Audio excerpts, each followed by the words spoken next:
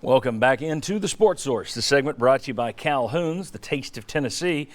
Next Saturday is a 7 o'clock kickoff for the Vols. That means you should start your day at Calhoun's on the River. Eat in or get food to go to your favorite tailgate, or watch the game at any of the 9 area Calhoun's locations, or while you're in Neyland Stadium, eat at one of the locations that Calhoun's has inside the stadium. They say the taste of Tennessee. It is the taste of Tennessee football, I can tell you that.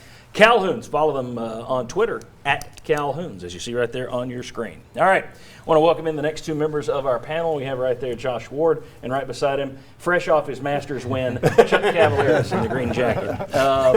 This is our Hot Read segment. We have 2 questions, 1 for each pairing. Josh and Chuck, I will start with you. Guarantano having surgery on his non-throwing hand, on his wrist. Maurer coming off a pair of concussions. They had him out there warming up yesterday. He was dressed out. And on Tuesday, they had him throwing in practice. Wednesdays at Vanderbilt, being checked on. So I'm not sure, even if he's concussed, what they're going to do with him. But Maurer's a question mark. Shrout, Jennings, what's the plan at quarterback for UAB, guys? Well, you know, Pruitt's going to say we're going to see how it goes this week in practice, first of all. Sure. But I think it has to be Shrout. I mean, with Maurer going through the concussion protocol, you got the wrist surgery that we know about for Guarantano. You know, Shrout, I had, 7'11", 122 yards. He gives you some mobility. Yeah, he gives you some mobility. And he had really good pocket presence, don't you think? I mean, you didn't look like that moment was too big for him. So I think that's who you have to go with. I think the answer is, what is the status of Brian Maurer? If Brian Maurer is cleared and if he is allowed to go this week, he's going to start. But is that going to happen? And I mean, we're throwing our hands up, right, based on how this week went. But if he is cleared and if he is allowed to play, then Brian Maurer is going to be their starter, I would think, especially with the question that surrounds Jarrett Guarantano right now. Well, let me throw one to you, okay? Now, I think we're going to take UAB on this panel a little bit more seriously than most people out in the hinterlands, probably.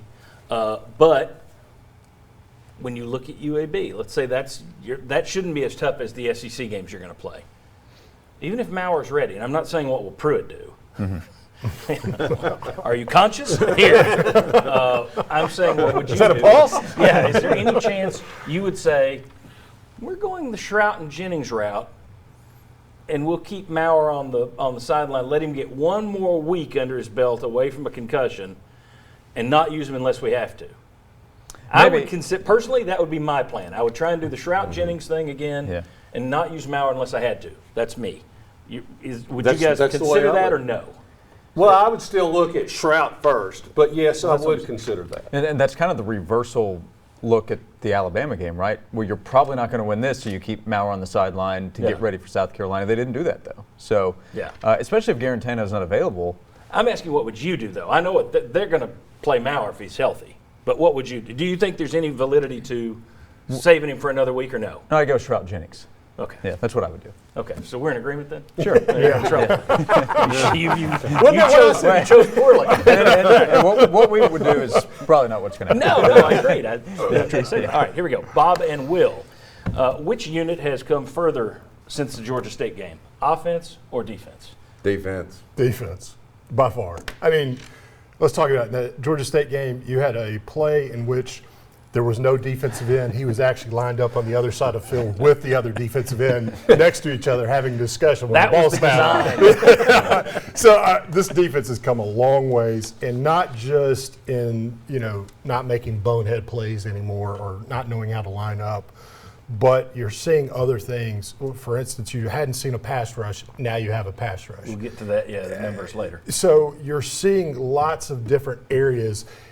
And you're seeing linebackers play better. You're seeing covering the middle of the field on the slant, breaking up passes. There is no phase that they haven't gotten better on defense at this point. You pointed. We talked about this before the show.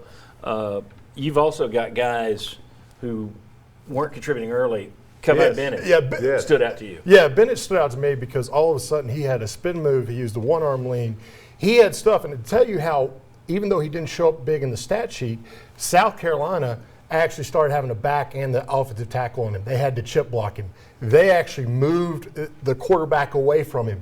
He was so disruptive at one point, they were designing their pass protections around how to stop number 95. it was a total domination. If you're watching that game, I know Taylor had 2 sacks, but I would have said as a guy, the most dominant pass rusher was number 95, even though he didn't have the number of sacks that Taylor A did. kid that people didn't want signed, and he would have been in that crew that's just bench the old guys. But this coaching staff has now gotten something out of it. Bob, you agree defense? Wholeheartedly, I agree defense. I think at the beginning of the season, your defensive line could have possibly been bottom 2-3 in the SEC. They were terrible. They're no longer terrible. I think that you're looking at Daniel Batuli. His importance seems to be growing. His confidence seems to be growing. I think he's a little underappreciated by people. I mean, I know that he's an important part of it. And then Darrell Middleton, who got thrown out of the game yesterday. He played well down at Alabama. You know, he was playing well yesterday, and the hit that happened, I mean, he knew immediately when he did that, I'm gone. Grabbed his And head. so you're seeing improvement. Bennett, guys that before the season you didn't see doing anything, and when you did notice them, it was like, wow, one of our linemen just got pancaked by a Chattanooga tackle. Right. And you're not seeing that anymore. And I'm thinking that South Carolina's line's a little bit better than Chattanooga's anyway. So, yeah, I'm giving it defense, and I'm giving it by, a little bit of a margin in there. All right, very good. Next up, this is usually our 3 up, 3 down, but I reserve the right once a year. If there is a reason to not do ups or downs, we'll do that. So today, there's no way we could just name 3 ups and there were no downs, so we're going to do 5 up. 5 up next. Even our vultures get to play doves. Come on back. Good job.